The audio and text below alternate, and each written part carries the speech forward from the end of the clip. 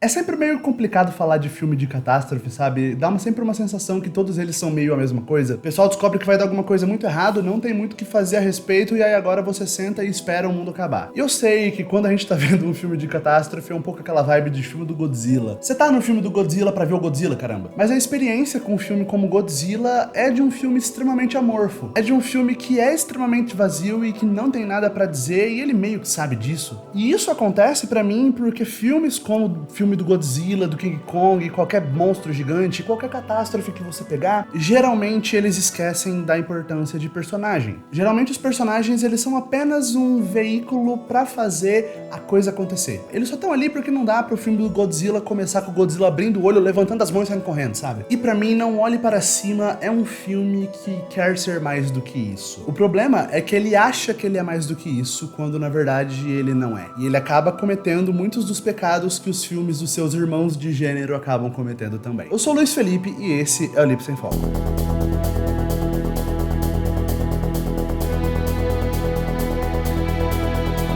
Não Olhe Pra Cima foi o filme do Adam McKay que saiu no final do ano, com um elenco gigantesco, literalmente aquele tipo de filme, todo ano tem um filme desse, que você olha pro filme e parece que o diretor tava com um roteiro e saiu correndo por Hollywood procurando qualquer ator que ele visse pela frente. Os atores que paravam pra falar com ele, ele falava, cara, então, eu tô indo fazer um filme agora, você pode vir? Pô, cara, mas você podia ter avisado antes, né? Eu nem sei que projeto você tá fazendo. Não tem problema, você vai descobrir junto com todo mundo. Como assim? E quando você vê, é um filme que é bem meia boca no final, mas ele chama muita atenção porque tem uns 15 atores que todo mundo conhece. Não Olhe Pra Cima, ele é nessa pegada pra mim, o famoso filme de grande elenco, só que ele é um filme de grande elenco e ao mesmo tempo um filme de catástrofe. Filme de grande elenco, um filme que geralmente o roteiro é completamente esquecido porque ele tem um grande elenco, então você não paga bem o roteirista, já que você tem 15 atores pra pagar. E filme de catástrofe que, como eu disse no começo do vídeo, acaba esquecendo que os personagens importam, já que a catástrofe é a coisa mais interessante. Juntos os dois, esse é o filme. Pode parar de ver o vídeo, eu não tenho mais nada a falar. Tô brincando, não para não, termina que eu ainda tenho mais coisa pra falar, já aproveita e deixa o like. Logo na cena de abertura do filme, a personagem da Jennifer Lawrence descobre que tem um cometa gigantesco vindo na direção da Terra. Ela tem um momento de pânico de eu sou a única pessoa do planeta que sabe que o mundo vai acabar, o que eu vou fazer agora? E daí ela fala com o personagem do Leonardo DiCaprio, que também é um grande cientista. E muito rapidamente, isso em menos de 5 minutos, o filme já mostra pra gente o que ele quer falar pelas próximas 2 horas e meia. Que é sobre as pessoas não darem ouvidos à ciência, acharem que é sensacionalismo, esse bando de cientista aí. Interessante esse filme ter saído na época do Covid, porque o filme, ele é no final das contas sobre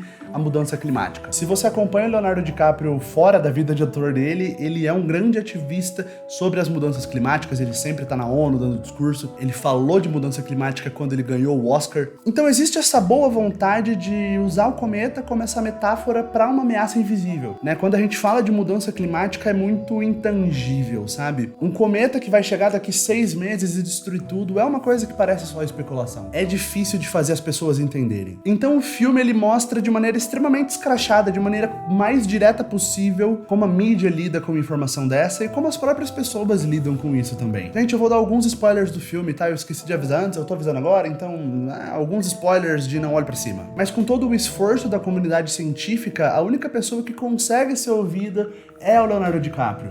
É o cara branco. O cara branco que rapidamente tem as piadinhas nas redes sociais, tipo, meu Deus, um cientista gostoso. Então o filme deixa muito claro como a nossa sociedade não leva esse tipo de coisa a sério. Nesse sentido, eu não acho que essa é uma crítica ruim. Eu só acho que essa é uma crítica tão óbvia, tão simples e tão na cara, que me dá a sensação de filme, é só isso que você tem a oferecer? E é nesse momento de filme, é só isso que você tem a oferecer, que Não Olhe Pra Cima começa a me perder. Porque Não Olhe Pra Cima, ele se sente mais inteligente do que ele realmente é, e ele acredita que ele tá contando uma boa narrativa melhor do que ele realmente tá contando. E sem que ele perceba, ele comete o maior problema dos filmes de catástrofe, que é esquecer que personagem importa. Esquecer que por mais que o filme seja pra a gente ver a catástrofe acontecer, só mostrar a catástrofe não tem nenhum propósito. A gente precisa estar conectado com aqueles personagens. Afinal de contas, um filme não é um documentário fake. Um filme é uma narrativa e a gente depende dos personagens para que a narrativa funcione. E por que eu tô falando tudo isso? Conforme o mundo realmente começa a levar a sério a questão do cometa, o personagem do Leonardo DiCaprio começa a ficar muito ludibriado com a fama. Ele começa a ficar ludibriado com o poder. Tanto que chega num ponto do filme em que parece que eles vão conseguir deter o cometa, deter o cometa, né, falando assim, parece que o cometa tem consciência do que ele tá fazendo. Eles vão conseguir desviar o cometa e basicamente dá tudo errado, porque o Elon Musk percebe que,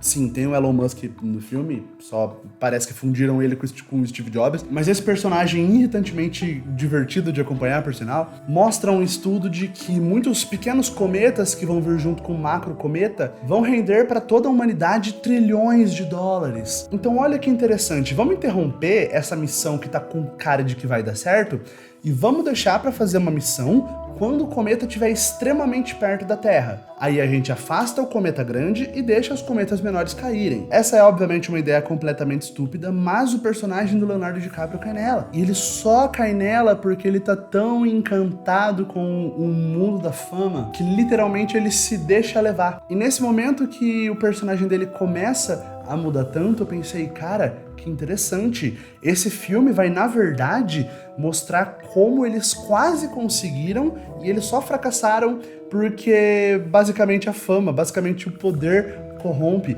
E o poder corrompeu o nosso paladino da justiça, ou melhor, o nosso paladino da ciência. E aí eu pensei que o personagem do Leonardo DiCaprio só ia voltar a si, só ia parar de sonhar com grandeza demais lá pro final do filme, quando o personagem dele completasse esse ciclo e ele entendesse que isso que ele estava defendendo agora era errado. Mas acaba que ele percebe que isso é errado pouco tempo depois. Existe um indício ou outro que dá a entender o porquê que ele mudou de ideia, mas é tão fraco e tão rápido que literalmente o personagem ter essa mudança acaba não impactando nada pra obra, acaba não significando nada pra obra. Então depois, quando ele volta pra si, tem uma cena dele gritando ao vivo, né, gritando em rede nacional, e é uma cena que tem muito menos poder do que ela teria se esse personagem nunca tivesse sido desvirtuado por nenhum motivo. O pessoal na internet brincou que o Leonardo DiCaprio era o Átila, mas, gente, tenha dó, né? Pelo amor de Deus, o Átila nunca cometeria uma burrice dessa. O Átila era a Jennifer Lawrence, que falou, chegou num ponto que não tinha mais o que fazer. Ela, bom, o que mais eu posso fazer? O personagem da Jennifer Lawrence nunca foi corrompida. Mas acontece que chega num ponto da história que tanto ela não tem mais nada que ela possa fazer, e o Leonardo DiCaprio também não. E quando a gente chega nesse ponto da história, o personagem do Leonardo DiCaprio já passou por toda essa crise dele, já voltou a ser um cientista, só que ainda faltam 50 minutos de filme. E aí eu pensei, o filme não tem mais história. Literalmente, esse filme quer me enrolar por 50 minutos, só pra chegar no final e a gente ver a catástrofe acontecendo e, enfim. E é exatamente isso que ele faz. A história que o filme tem pra contar acaba mais ou menos ali com 1h30, mas ele ainda vai até 2h15. Então você vê que o filme ele é pretensioso, ele acha que ele tem uma mensagem maior que ele tá passando. No final, ele ainda tem uma cena que é uma cena muito boa, que é a cena do jantar. A gente tem todos os personagens mais relevantes, né, do grupinho ali dos nossos personagens juntos, tentando evocar algum senso de normalidade, literalmente sentados à mesa, conversando, comentando sobre o dia, comentando sobre a vida, enquanto a casa começa a chacoalhar, porque, bom,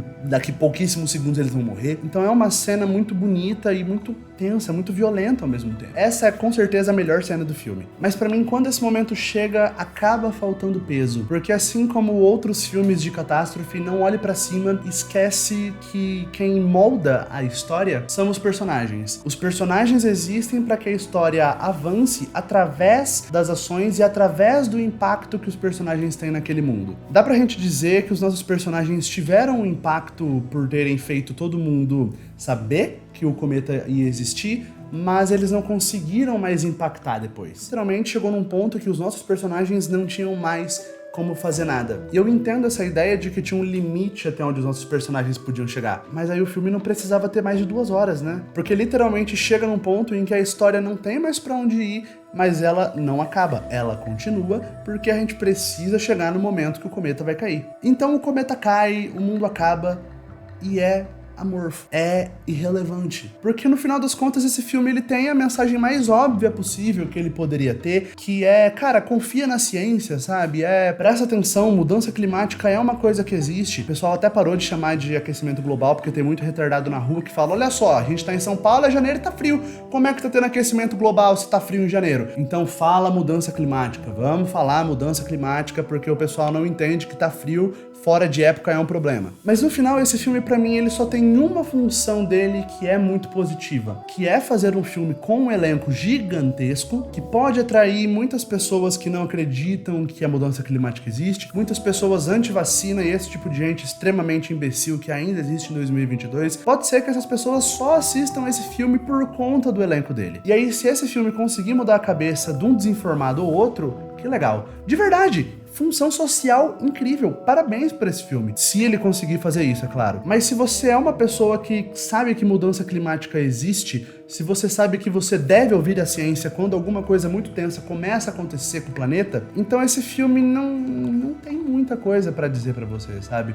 Ele não tem tanta coisa assim a acrescentar. E ele acha que ele tem. Então acaba sendo um pouco aquela coisa de... Se você já é convertido, bom, tá pregando pra convertido por 2 horas e 15, não vai te somar tanta coisa. Em termos do filme ser uma boa história, eu não acho que tem uma boa história. Porque pra que o filme tivesse uma boa história, ele precisaria se importar com os seus personagens ao longo da obra inteira, pra que quando chegasse no final, aquela catástrofe nos impactasse porque a gente se importa com aquelas pessoas. Mas o final, pra mim, acaba só sendo cheio de apatia. É só uma sensação de, ah, tá, o mundo acabou mesmo. Infelizmente, o filme pra mim acaba não sendo nada além de um...